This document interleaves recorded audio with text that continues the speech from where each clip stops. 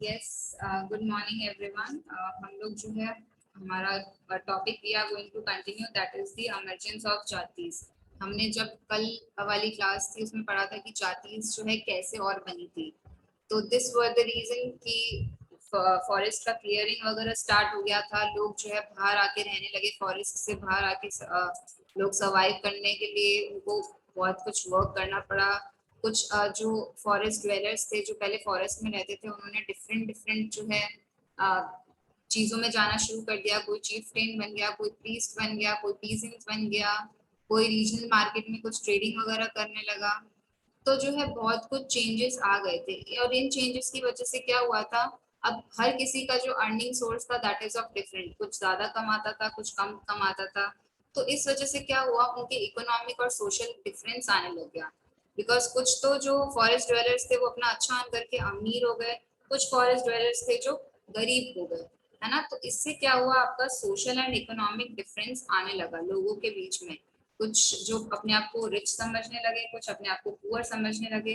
तो उसके अकॉर्डिंग जो है जातीज और सबकास्ट में भी लोग डिवाइड होने लग गए। ठीक है। अब फॉर एग्जाम्पल, पहले तो मैंने आपको जैसे बताया था, ऑक्यूपेशन के अकॉर्डिंग जो है लोगों को उस ग्रुप में बांटा जाता था। ठीक है।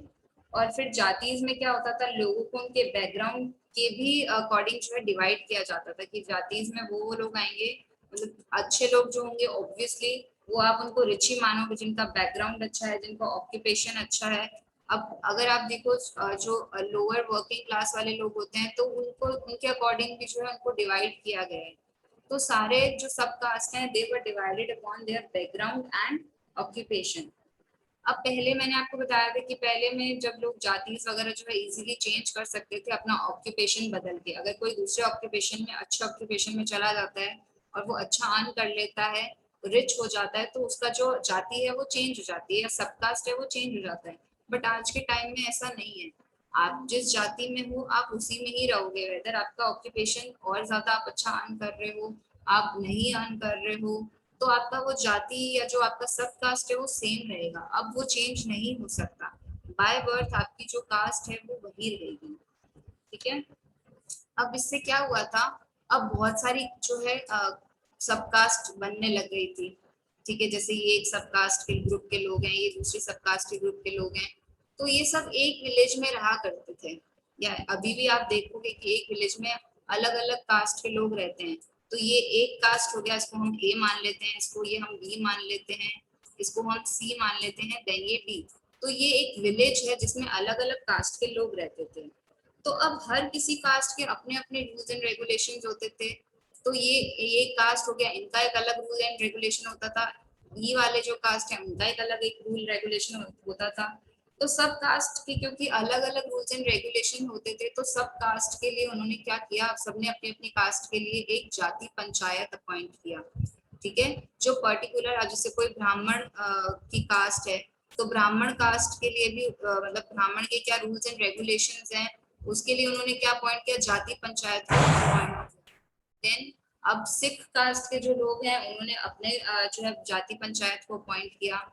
तो सबने क्या किया, अपने अपनी जाति के अकॉर्डिंग, यानी कि प्रॉपर रूल्स एंड रेगुलेशन को फ्रेम करने के लिए, प्रॉपर रूल्स एंड रेगुलेशन को बनाने के लिए सबने क्या किया कि उनके रूल्स एंड रेगुलेशन फॉलो हो रहे हैं कि नहीं हो रहे हैं।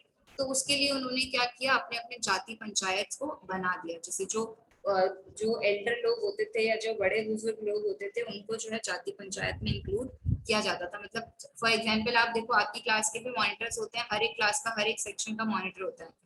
तो उसी तरह उस पर्टिकुलर सेक्शन में proper rules and regulation follow हो रहे हैं कि नहीं हो रहे हैं, तो उसके लिए एक मॉनिटर अपॉइंट किया जाता है।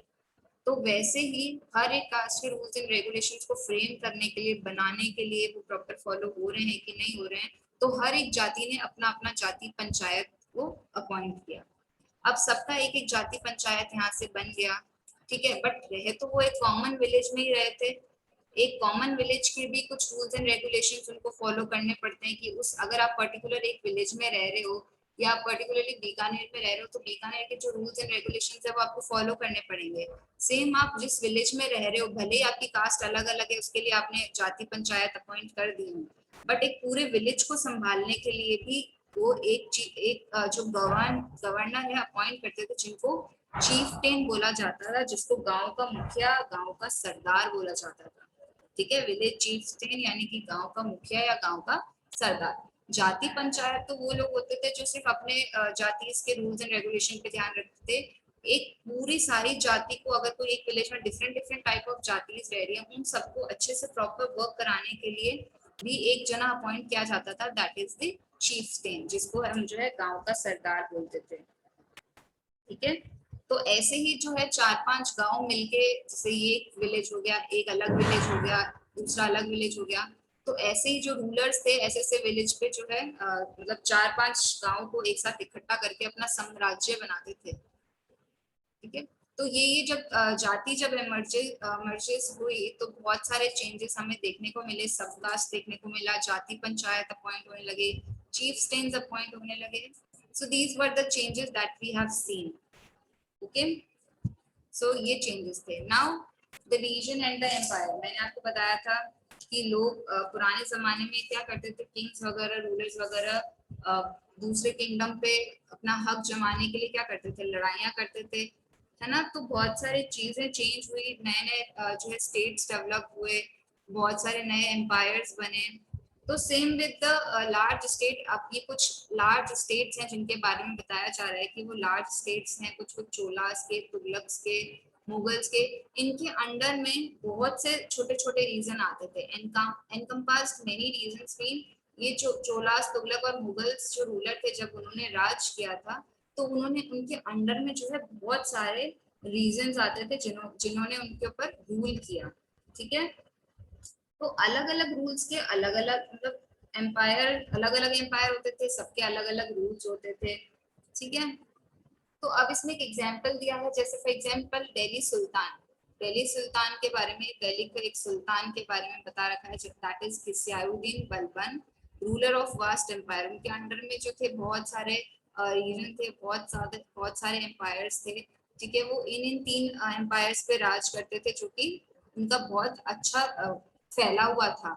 उनका जो आप कह सकते हो कि उनका जो रूल कर रहे थे, वो बहुत सारे जगहों पे रूल कर रहे थे, उनका जो दबदबा बना हुआ था वो बहुत सारी जगहों पे था, बहुत बड़ा एम्पायर था उनका। तो एक जो आपको बता रखा है बंगाल इन द ईस्ट, यानी कि वो कहाँ कहाँ के उनका किंगडम या उनका जो रूल करते थे वो कहाँ कहाँ पे करते थे, Bengal in the east, Ghazni Afghanistan in west, and Dravida in the south India.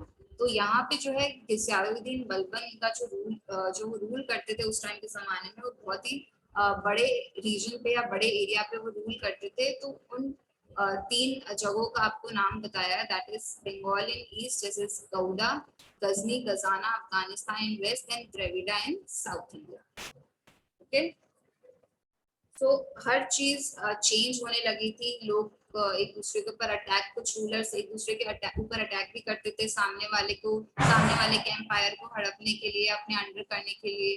तो ऐसे बहुत सी लड़ाइयां भी हुई है, तो बहुत कुछ चेंजेस भी देखने को मिले। अब फॉर एग्जाम्पल, आप पर्टिकुलरली अभी एक स्टेट में रह रहे हो, अब आप जैसे ही दूसरे स्टेट में शिफ्ट करोगे तो आपको वहाँ के रूल्स, वहाँ के जो भी रेगुलेशंस हैं, वहाँ की जो चीजें हैं, आपको कहीं ना कहीं वो भी फॉलो करनी पड़ेगी, है ना। तो वैसे ही जब दिल्ली सुल्तान जब दूसरे एम्पायर पे जब अटैक करके उनको अपने कब्जे में करते थे, तो वहां के लोगों को भी वो चेंजेस फेस करने पड़ते थे, क्योंकि वो अब जो पर्टिकुलर एम्पायर है वहां के लोग उनके गुलाम बन जाते थे।